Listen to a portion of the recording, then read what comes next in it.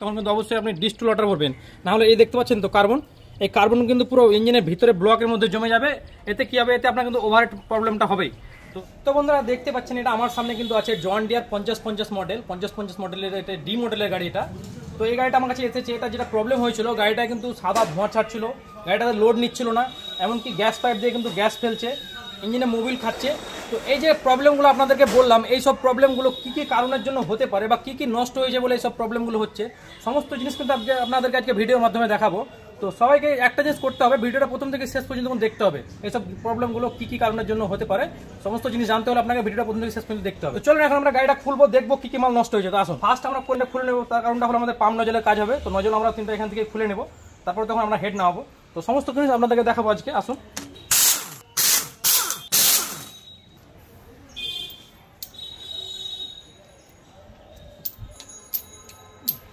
দেশি জুগাড় বা আমাদের পুলার বলা যায় এক কথায়, এটা নজল তোলার জন্য এটা আমরা নিজেই বানিয়েছি। তো এটা দিয়ে খুব সহজে কিন্তু নজল তোলা যায়, নজল কিন্তু কোনোরকমভাবে নষ্ট হবে না।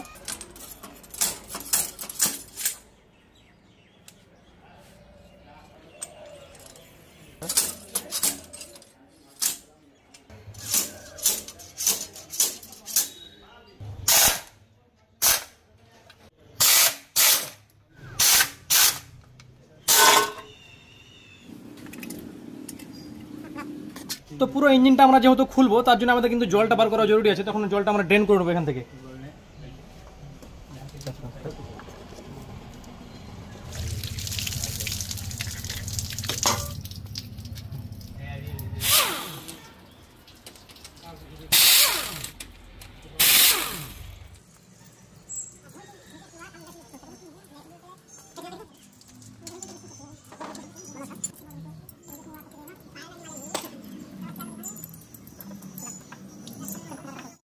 তো কি কারণের জন্য জানি না, কিন্তু মোবিলটা পুরো একদম বাদ হয়ে আছে, দেখতে পাচ্ছেন একদম পুরো কাদা কাদা হয়ে গেছে মোবিলটা।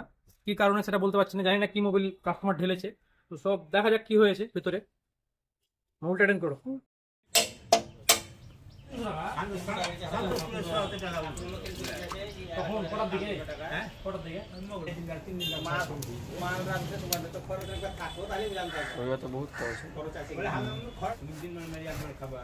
তো প্রত্যেকটা কাস্টমারকে আর একটা কথা বলবো আমি, যেহেতু গাড়ি আপনি চালাচ্ছেন সেহেতু ওই যে জলটা যখন ভরবেন, আপনি যখন রেডিয়েটরে জল ভরবেন তখন কিন্তু অবশ্যই আপনি ডিস্টল ওয়াটার ভরবেন, না হলে এই দেখতে পাচ্ছেন তো কার্বন, এই কার্বন কিন্তু পুরো ইঞ্জিনের ভিতরে ব্লকের মধ্যে জমে যাবে।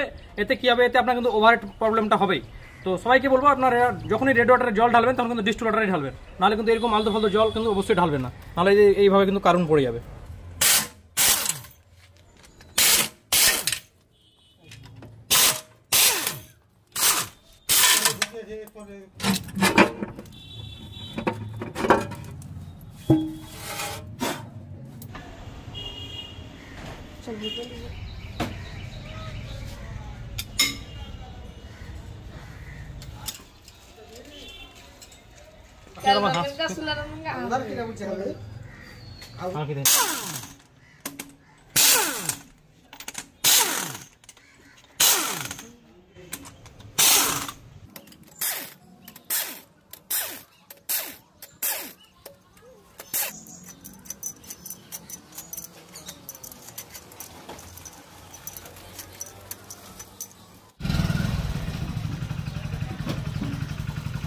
না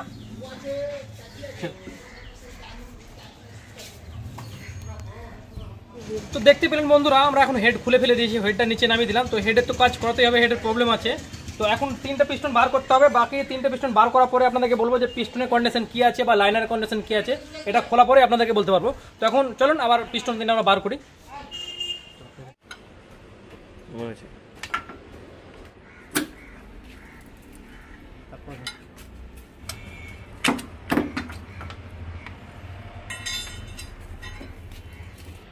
তো আমরা দেখতে পেলেন তিনখানা পিস্টন বার করলাম, পিস্টন বার করার পরে বুঝতে পারলে তিনটা পিস্টন বাদই আছে কিন্তু।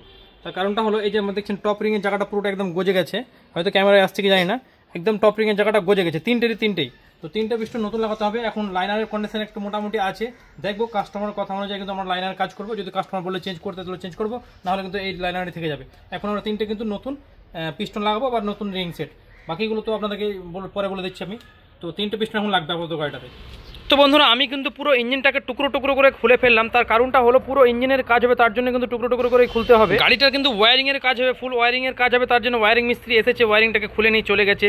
বাকি মালগুলো সমস্ত মাল আমাকে কিন্তু খুলতে হবে। আর যেহেতু আমি পুরো ব্লকটাই নিচে নামাচ্ছি, তার জন্য ক্লাচের কাজটাও দেখে নেবো, ক্লাচে যদি কোনো ফল্ট থাকে সেটাও আমরা সলভ করে দেবো। আর এই ইঞ্জিনটার ফুল কাজ করতে গেলে যে মালটা আমি চেঞ্জ করবো সেটা হলো 3টে লাইনার, 3টে পিস্টন, রিং সেট, হেডের কাজ, ডিজেল পাম্প, মেন বিকিং, সমস্ত কাজই কিন্তু আমরা পুরো ইঞ্জিনটার সমস্ত কাজই কিন্তু আমরা করাবো। আর বন্ধুরা আপনারা যদি জন ডিয়ার গাড়ির ফুল ইঞ্জিন ফিটিং দেখতে চান অবশ্যই আমাকে কমেন্টের মাধ্যমে জানাবেন, তাহলে আমি নেক্সট ফুল ইঞ্জিনের ভিডিও অবশ্যই আপনাদেরকে দেখাবো। তো বন্ধুরা যদি ভিডিওটা ভালো লেগে থাকে তাহলে বেশি বেশি করে শেয়ার করে দেবেন, আর একটা লাইক করে চ্যানেলটা সাবস্ক্রাইব করে দেবেন। ধন্যবাদ।